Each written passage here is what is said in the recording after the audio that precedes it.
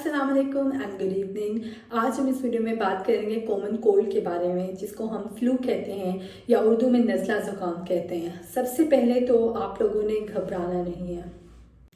आप लोगों ने घबराना इसलिए नहीं है क्योंकि ये वायरस बहुत पुराना है। 1500 साल पहले भी ये लोगों को फ्लू होता था। सबसे जो कॉमन वायरस है जो फ्लू कॉज करता है उसका नाम होता है इन्फ्लुएंजा वायरस, और इन्फ्लुएंजा वायरस 1500 साल पहले डिस्कवर हो चुका है। तो ये कोई नई चीज़ नहीं है, कोई नई बीमारी नहीं है। इन्फ्लुएंजा एक ऐसा वायरस है जो बार बार अपनी शक्ल तब्दील करता है। इस तब्दीली को हम म्यूटेशन कहते हैं। म्यूटेशन का मतलब ये है कि वायरस की जीन में ऐसी तब्दीली आ जाना जिसकी वजह से वायरस मुख्तलिफ रूप इख्तियार कर सकता है। फॉर्चुनेटली हेल्थ ऑर्गेनाइजेशन ने इन्फ्लुएंजा के अगेंस्ट वैक्सीन बनाई हुई है। हर साल जो स्ट्रेन आता है उसके अगेंस्ट हर साल इन्फ्लुएंजा की न्यू वैक्सीन बनती है। वैक्सीनेशन कराने का हरगिज़ ये मतलब नहीं होता कि आपको इन्फ्लुएंजा वायरस से फ्लू नहीं होगा। इसका मतलब ये होता है कि आपको स्वेयर फॉर्म ऑफ फ्लू नहीं होगा या वर्स्ट फॉर्म ऑफ फ्लू नहीं होगा। अगर आपको फ्लू होगा तो वो बहुत माइल्ड होगा, इतने ज़्यादा लंबे अरसे तक के लिए नहीं होगा, जल्दी ठीक हो जाएगा और उससे आपको ज़्यादा नुकसान नहीं पहुंचेगा। वैक्सीनेशन उन लोगों के लिए ज़रूरी है जिनकी उम्र 65 ईयर से ज़्यादा है, या छोटे बच्चे जिनकी उम्र 2 साल से कम है, या ऐसे लोग जिनको कोई और बीमारी हो जैसे कि शुगर हो, ब्लड प्रेशर हो या कोई दिल का अर्जा हो, तो उन लोगों में वैक्सीनेशन ज़रूरी है। इसके अलावा जो प्रेग्नेंट फीमेल्स हैं या ऐसे लोग जो इम्यूनोसप्रेसेंट्स पे होते हैं, फॉर एग्जांपल जिस तरह कैंसर के जो पेशेंट्स होते हैं, उनमें वैक्सीनेशन बहुत ज़रूरी है।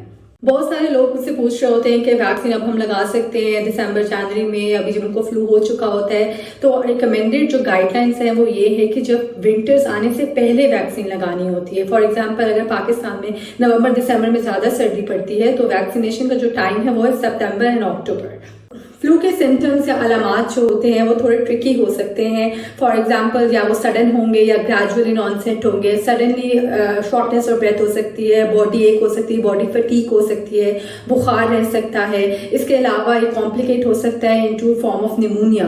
ज़्यादातर जो बूढ़े लोग हैं उनमें इस चीज़ का बहुत ख्याल रखना होता है, या छोटे बच्चे जो हैं कि इनका जो फ्लू है वो कॉम्प्लिकेट निमोनिया में ना हो जाए। तो इसीलिए बेहतर है कि red flag symptoms, for example confusion अगर हो रही है, पेशेंट को लेथार्जिक हो रहा है, बहुत ज़्यादा शदीद लेथार्जिक हो रहा है, कन्फ्यूजन है, या वो खाना पीना उसका बंद हो रहा है, तो ये सारे रेड फ्लैग सिम्टम्स होते हैं। रेड फ्लैग सिम्टम्स का मतलब है कि इस वक्त आपने फ़ौरन उनको अस्पताल लेकर जाना होता है।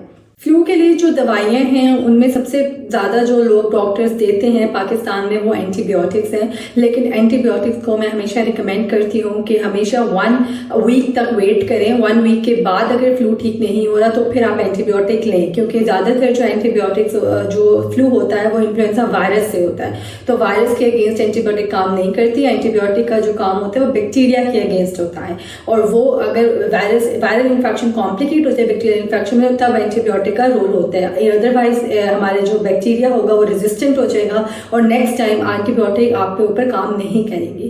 फ्लू में दवाइयों से ज़्यादा प्रिकॉशन ज़रूरी होती है, और सबसे प्राइमरी रिस्पॉन्सिबिलिटी उस बंदे की होती है जिसको फ्लू हुआ हुआ है। वो मास्क पहने, घर पे रहें, ज़्यादातर कॉन्टैक्ट को अवॉइड करें, फैमिली गैदरिंग, फ्रेंड्स गैदरिंग को अवॉइड करें, और इसके अलावा वो हाइड्रेटेड रहें, बच्चों से कॉन्टैक्ट को अवॉइड करें, और हैंड वॉशिंग को ना भूलें।